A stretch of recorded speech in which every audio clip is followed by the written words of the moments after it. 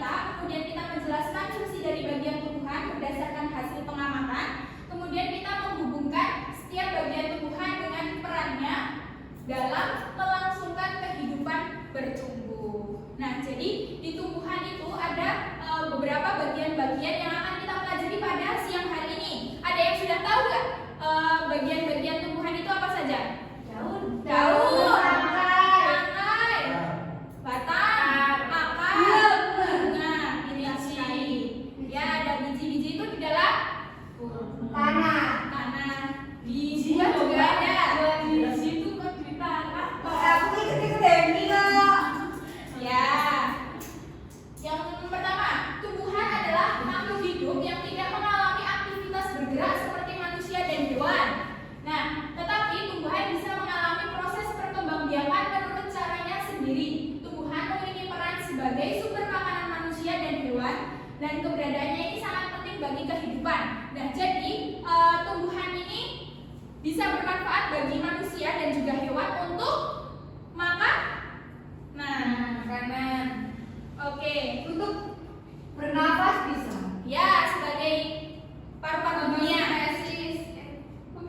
Ya itu kan prosesnya. Ya, betul sekali. Nah, sekarang kita akan melanjutkan materi terkait bagian-bagian tumbuhan yang sudah kalian sebutkan tadi. Ada akar, daun, batang, bunga, dan juga buah.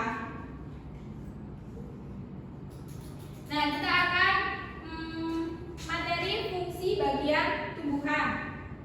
Yang pertama ada akar. Akar adalah bagian tumbuhan yang memiliki fungsi untuk menyerap air dan nutrisi dari dalam tanah. Tidak hanya itu, akar berfungsi untuk menopang tumbuhan.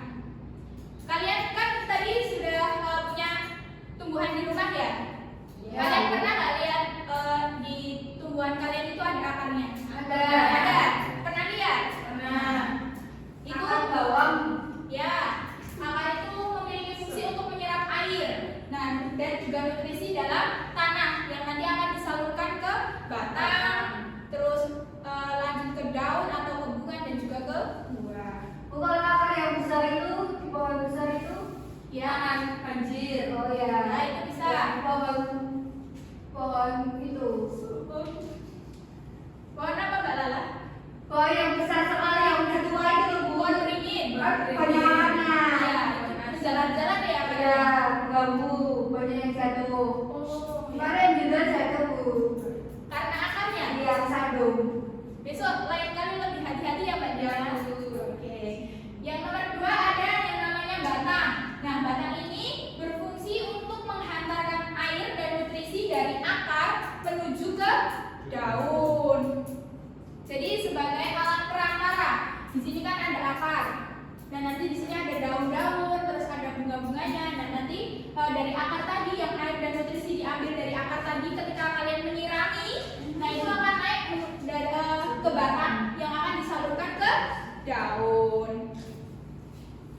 Lanjut, yang nomor 3 ada daun. Nah, daun ini berfungsi sebagai tempat tumbuhan pembuat makanan atau terjadinya fotosintesis yang tadi sudah dijelaskan oleh Mbak Dinda agar tumbuhan bisa tumbuh. Nah, betul sekali. Kemudian yang lanjut ada yang namanya bunga.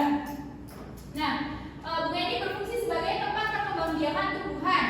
Bunga yang sudah berkembang biak akan menjadi biji yang nantinya bisa ditanam kembali. Bisa dimakan Bu, bunga matahari. Ya, bunga matahari nanti jadi kuaci. Ya. Nah, tidak semua tumbuhan ini memiliki bunga. Ya kan?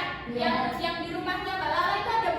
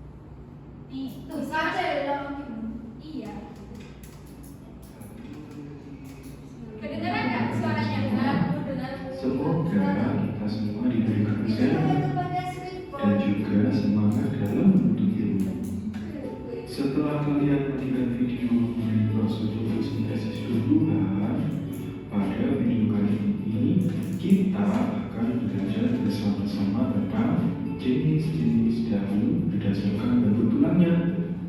Namun sebelum itu, yuk kita jalan-jalan ke kebun untuk melihat berbagai macam jenis-jenis daun. Wah, coba kita lihat dari lagi. Ada banyak sekali tanaman yang bisa kita lihat di sini. Ada singkong, ada tanaman jagung, ada tanaman jambu, tanaman pisang juga ada, dan yang terakhir ada juga tanaman eceng gondok. Tentunya dari beberapa tanaman tersebut memiliki jenis daun yang berbeda-beda. Untuk lebih mengenal jenis-jenis daun pada tumbuhan, yuk kita simak video pembelajaran kali ini tentang jenis-jenis daun berdasarkan bentuk tulangnya.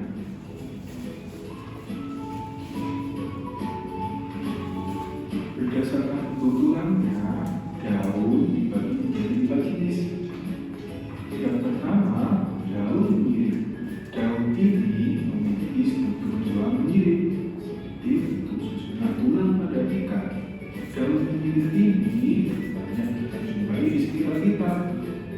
Contohnya daun mangga, daun nangka, daun jambu, dan daun rambutan. Yang kedua, ada daun jari. Daun ini memiliki struktur tulang seperti susunan jari-jari pada tangan. Jumlah tulang pada daun ini umumnya yaitu ganjil, dengan bentuk daun yang tengah memiliki ukuran yang lebih besar dan panjang. Kemudian daun sampingnya semakin mengecil dan mengecil. Yang ketiga, ada daun lengkung. Daun ini memiliki struktur tulang yang berbentuk seperti garis-garis yang melengkung. Daun ini memiliki sebagian tulang yang besar. Tulang yang paling besar terdapat pada bagian tengah, sedangkan tulang yang lain mengikuti bentuk pada tepian daun.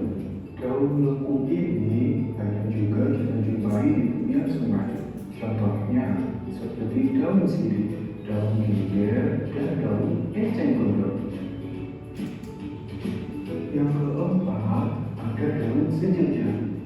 Daun ini memiliki struktur tulang dengan garis lurus yang sejajar. Daun jenis ini memiliki satu tulang yang besar dan terdapat pada bagian tengah daun. Daun ini banyak juga dijumpai pada area pertanian seperti daun jambu, daun tebu, dan daun bali, dan beberapa jenis rumputan lainnya. Sekarang kita sudah tahu mengenai jenis-jenis daun berdasarkan bentuk tulangnya. Daun memiliki peran yang sangat penting bagi keberlangsungan hidup manusia dan hewan. Maka dari itu, peran kita sebagai manusia atau makhluk hidup yang paling sempurna adalah untuk selalu menjaga dan melestarikan lingkungan sekitar ada. Nah, sudah ya. Ini menjelaskan tentang dari tadi yang sudah Ibu jelaskan bagian-bagian dari tumbuhan. Dari bagian-bagian tumbuhan itu memiliki jenis-jenisnya masing-masing. Seperti daun tadi ada apa aja? Menjari, menjalar, mirip, apa lagi? Melengkung. Betul sekali. Pintar, Ibu, pintar-pintarku. Iya, Mbak Dinda pintar sekali. Oke, sekarang kita lanjut bermain ya, anak-anak. Ya, Bu. Ada yang mau maju ke depan? Mbak Dinda? Oh, Mbak Isna. Ayo Mbak Isna, kita bermain ke depan. Sama Dinda dulu. Iya, berdua. Berdua, ayo. Ayo. Yeay.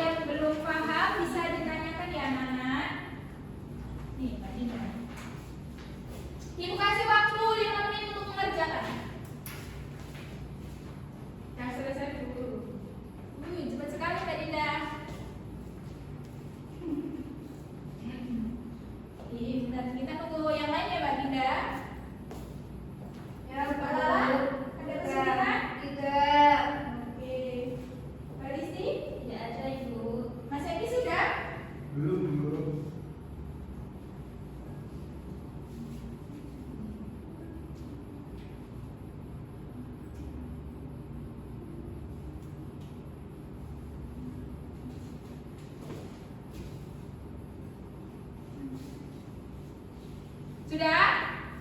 Dah. Ya. Mas Egi mau maju? Tidak. Krisna. Mas Egi. Mas Egi ayo maju Mas Egi. Mas Egi. Mas Egi. Ayo Mas Egi maju ke depan.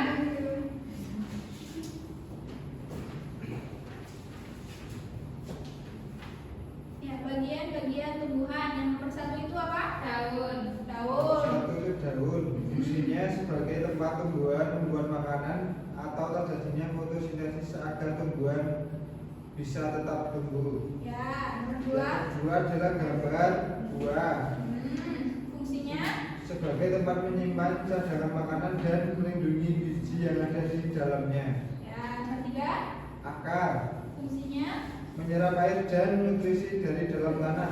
nomor 4. Bunga sebagai tempat perkembangbiakan tumbuhan. Yang terakhir nomor 5. Batang Fungsinya untuk mengantarkan air dan nutrisi dari akar menuju ke dalam tanah.